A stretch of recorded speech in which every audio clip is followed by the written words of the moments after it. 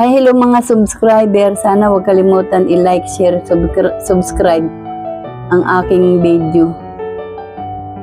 Ako po nananawagan sa aking kapatid si Lita, Carmelita Estrella, JJ, Virginia, JJ. Kapatid ko si Lita. Ako si Suling Estrella.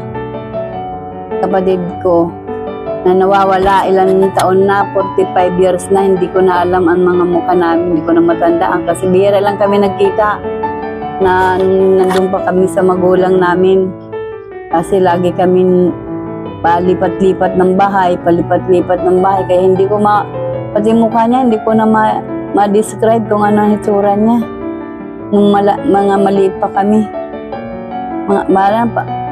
Ano na lang, yung pangalan na lang. Sana kung may panahon ka, pumunta ka naman doon.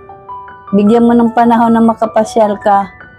Huwag mong sundin yung sinisabi mo dati na hindi ka magpapakita pag hindi ka yayaman. Huwag mong isipin yun. Ako, mahirap pa kami sa wala kami. Kaya hindi ko kailangan na hintayin ko pa na yayaman para tayo magkita. Hindi pwede yun. Magkita na tayo para mas maganda yun. Tayo habang nandito pa tayo sa babaw ng mundo. Matatanda na tayo.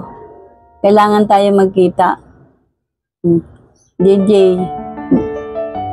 sabi mo sa mama mo, punta na dito. Para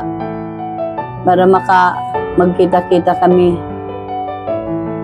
Sa Kirikada lang kami, nandun pa rin. Hanapin mo, Nanay Suling doon, sabi mo sa mga bata. Salamat sa mga nanonood. Paki-like and share lang po para lumaganap ang aking video.